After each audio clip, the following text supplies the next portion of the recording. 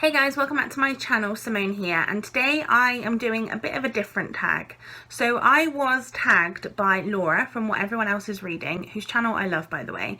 I was tagged by her to do the end of the decade book tag, which I really loved, and I thought it was a really great, ingenious way of doing it.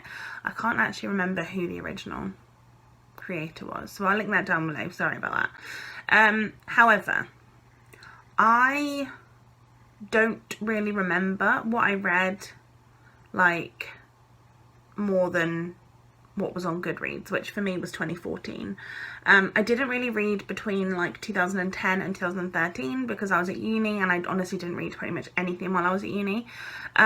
So I've kind of taken the idea of that, and I have picked 3 books that symbolise my readings tastes for each of the years since I've joined Goodreads, which was 2014 onwards. So we have a good amount of books, and I wanted to sort of talk about them and mention why they had why they were to do with my reading taste and kind of what's happened and how my reading taste has evolved, etc., and where I was at that point in my life. So I hope that that's interesting, and I hope that you don't mind, Laura. I will link Laura's video down below and the original, like I said, because I do think that the tag is great. I will also tag some people at the end of this video, and that they can either do the tag as it was originally created, or they can sort of go with my slightly changed version of it.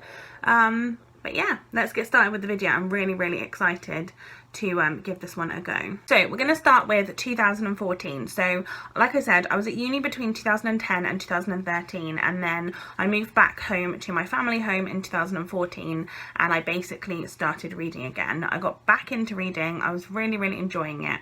And yes, I loved it. So the first book that I wanted to talk about, I don't have any of these copies, I'm pretty sure, but I will put pictures up. The first book that I wanted to talk about was a bind up that I read from my childhood, which I still had a copy of, and it was the BFG Matilda and George's Marvellous Medicine in this really beautiful pink edition, and it's all by Roald Dahl, who I loved as a child and I still absolutely love. I reread James and the Giant Peach more recently and did not like that one, but the 3 originals, my favourites.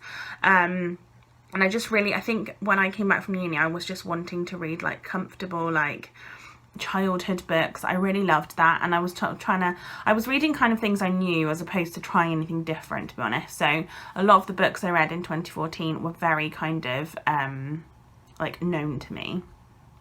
Another one that I read in 2014 was Hannah's List by Debbie Macomber. Now, I read a lot of Debbie Macomber books in general. I do still really love her writing. I have a few on my shelf, and I want to sort of start and continue some of her series. Hannah's List, I think, is from the Blossom Street series. I can't actually remember. It's from one of the series that she did. And Debbie Macomber just has this really cozy, wonderful way of writing. And like I said, I just wanted cozy, reads that I remembered, and yeah, they were kind of that homely feel for me, so this was another one. And then the third one for 2014 I've written down is Whistleblower by Tess Gerritsen. As you might know, that Tess Gerritsen wrote the Rosalian Isles series, and I've only actually read the first book in that series, but I really enjoyed Tess Gerritsen as a writer. I really love crime thrillers. I really enjoy kind of forensics and that kind of thing, and that's what Tess Gerritsen does for me. So yeah, I really loved this book, and I would highly recommend. And I still love Tess Gerritsen to this day. So they are all 3 of these authors are ones that I would read now, but I very much liked that homely feel of reading them back then. Then in 2015 I discovered YouTube. So this was not BookTube, this was when I actually started watching YouTube in general. I moved into my own flat in 2015, and so I was watching a lot of YouTube because I didn't actually have a TV or a TV license, so I was watching YouTube instead.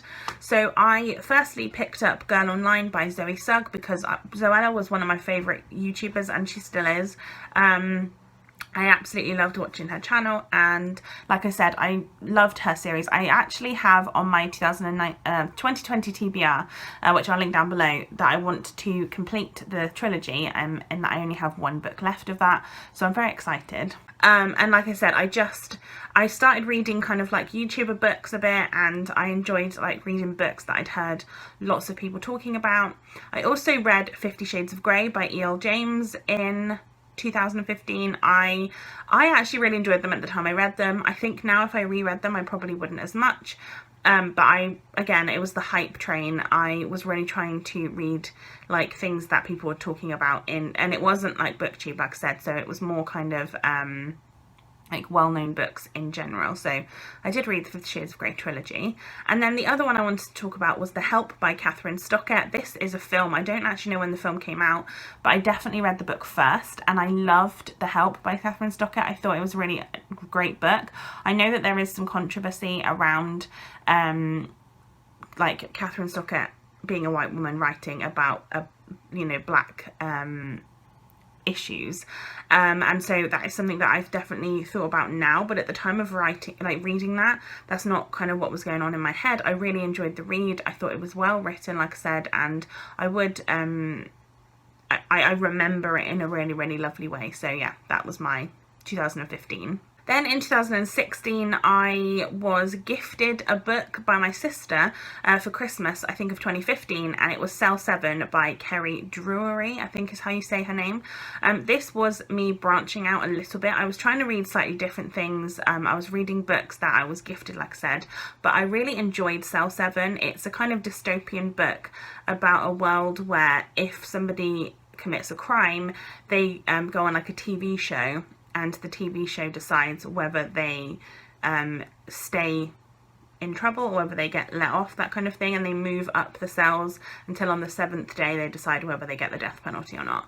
And it's a really interesting story, and there are other books in the series, but I feel like I'd need to go back and reread the first one if I wanted to read any more, and it is something I would potentially do. But yeah, I really enjoyed this one, and like I said, I was trying to branch out a little bit. I also read an autobiography of one of my favourite people, so you all know how much I love Cheryl, and the singer. If you don't know who Cheryl is, she was part of Girls Aloud, and then she branched off and did her own thing, and I love Cheryl, and so I read Cheryl My Story, which was a wonderful read, and I just really loved hearing about her life and things that she had to say. I also had read the Girls Aloud autobiography, I don't know when that was in terms of the time period, but I really enjoyed that, so the two together was a great read. And then I tried my first graphic novel, and I think it's what initially put me off because I really hated this one. I read it on my Kindle, and it was called Arch Enemy by Lars Kramhoft, I think. It wasn't very good, and I can't even really remember what it was about. I just know that I didn't like it at all. I have since reread more graphic novels and enjoyed them, but that was just one that wasn't for me. Then we come to 2017, which is when I started BookTube. So like I said, I had my YouTube channel before that, but BookTube, when I started solely doing BookTube videos, I obviously tried to catch up and read some of the kind of popular BookTube books. So the first one I read was I started the Mortal Instruments series by Cassandra Clare. This is obviously like City of Bones, City of all of the others that I can't now think of. City of Ashes, City of Heavenly Fire, City of Glass, City of Lost Souls. I probably made that one up actually. City of Lost. I don't know. Anyway, you know what I mean. And I really enjoyed that series. I've finished the series now. I actually only finished it last year.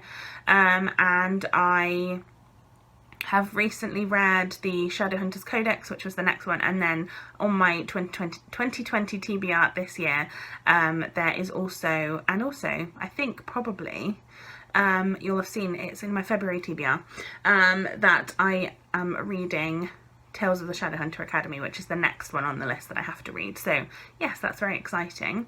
I also read the Anna and the French Kiss trilogy by Stephanie Perkins. This is a 3-book companion novel series: Anna and the French Kiss, Isla and the Happily Ever After, and Lola and the Boy Next Door, but not in that order because I just mixed that up.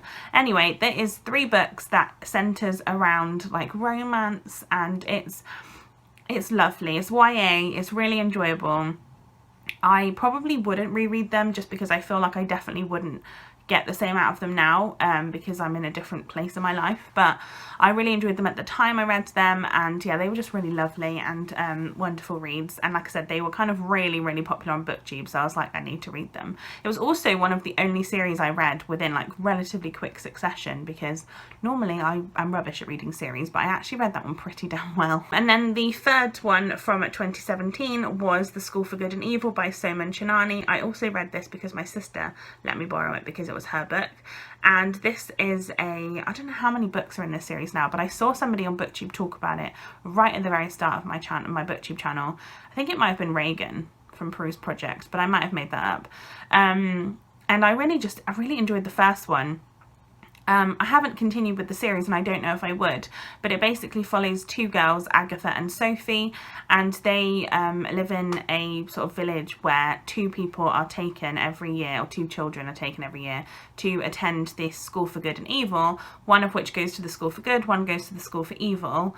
And Agatha is kind of stereotypically the goth looking one, I guess, and so she is assumed that she'll go to this school for good.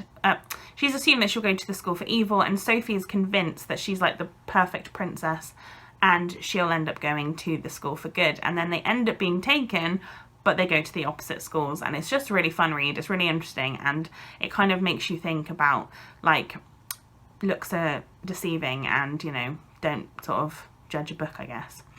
Then I went into 2018 and I was trying different things. Again, this is my kind of, I'd been on BookTube a little while by then, and I was starting to kind of try things that I perhaps had not tried before.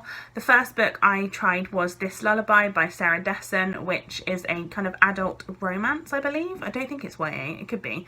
I'm pretty sure it's not though. And I'd heard so many things about Sarah Dessen as an author. Unfortunately for me, this one was a fail. I really did not like This Lullaby. I would like to know though, if you've read Sarah Dessen before, what other books of hers should I give a go, because I've heard good things. I wasn't a fan of this one, unfortunately. Then I tried NW by Zadie Smith, and again, wasn't a fan. So this was kind of my I'm trying books, and they weren't quite fitting. I wasn't really finding where my reading tastes were. I think I was trying to read books that I felt like I could talk about more on my channel, and I would people would actually watch and stuff. Like I just wasn't really confident in my reading and my BookTube channel at that point. NW by Zadie Smith, I'd heard loads about Zadie Smith's writing in general. She wrote Swing Time, and she's written a load of other books, and this is the only one of hers I'd tried, and I ended up DNFing it because NW just was a bit strange for me. I really wasn't a big fan, like I say. So yeah, I'm glad that I read or tried to read it, because I think it showed me that just because something's popular doesn't mean that I'm going to enjoy it. And then I read a book that I'd had on my shelf for a while. It's one of my favourite authors, and it's non-fiction, which non-fiction became a massive thing for me in 2018, and since then I have loved reading non-fiction even more. So this is Portrait of a Killer by Patricia Cornwell, which, as you know, like I said, the Case Scarpetta series by Patricia Cornwell is literally my favourite series of all time. I adore Patricia Cornwell. She's definitely my favourite author. She wrote a non-fiction book about Jack the Ripper, and she is pretty certain that she knows who did it, and she kind of talks a lot about that. And this one was good. It was really enjoyable. It is very dense, and like it's probably I read it during non-fiction November, and I did read it all in like one sitting, like not one sitting, but I read it as one book. I feel like you'd probably be better off dipping in and out of it. It's that kind of a book, but I absolutely loved it. And then it led me into 2019, which, as you know, was last year, and I was reading books that I wanted to read. It was my thrillers, it was my crime. I have always said, and I always will credit this to Nicole from A Beautiful Chaos of Books, because she made me realise, along with some others, people like Leanne from Literary Diversion, Ali from Charlie Brooke, like those type of people who were talking about the books that they really enjoyed, and you could tell how much they were enjoying those books, and it didn't matter if they were like super popular or not. Like you read what you love and people will come to your channel. And so I decided 2019 was my year, and that's when I first started doing Project Thriller, which, as you know, I've done again this year. I'll link this year's TBR down below.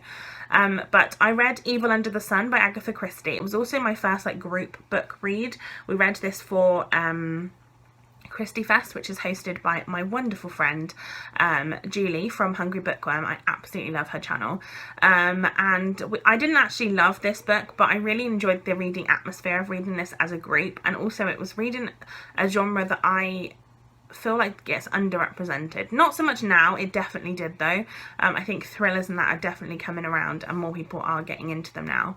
Then the next one I read was The Accident by C.L. Taylor, which C.L. Taylor has become one of my favourite authors.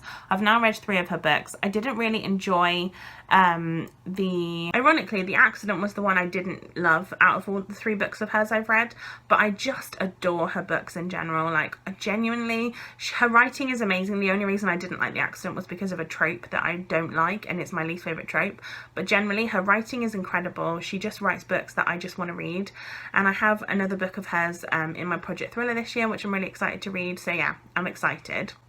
And then finally, just to like solidify the fact that I've really enjoyed non-fiction again, in 2019, I read Dear Ijewale, A Feminist Manifesto in 15 Suggestions by Chimamanda Ngozi Adichie.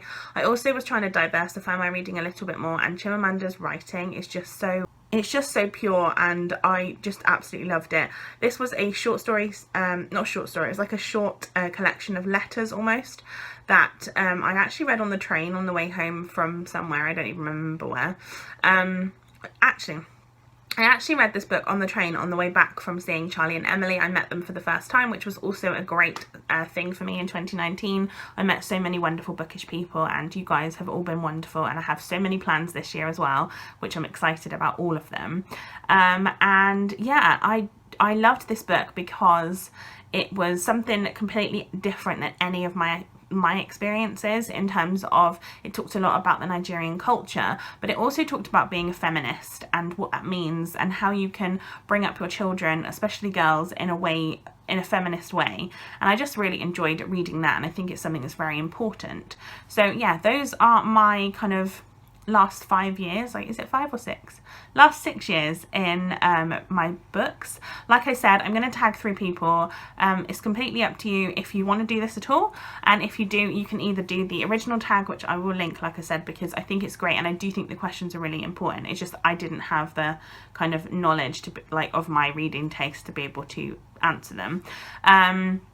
And also, or you could do it the way that I've done it, so it's completely up to you. Again, a massive thank you to Laura for tagging me. I'm going to tag Autumn of Pelennor, whose channel I adore. I'm going to tag Capri's Book Island, who I also love, and I'm also going to tag a newly loved person for the last few months, and that is Charlotte from Books and Bargains, who I think is incredible, and you all need to go and check out her channel. But I would love to see you guys do this. Like I said, it is maybe a bit late in the month, maybe people wanted to do it earlier, but I think it's still the end of the decade, right? So we can still do it, I think. But let me know in the comments down below what books you have read over the years and how your reading has changed. I'd love to know. And give this video a thumbs up if you enjoyed it, and subscribe to my channel if you haven't already, and I'll see you next time for another video. Bye guys!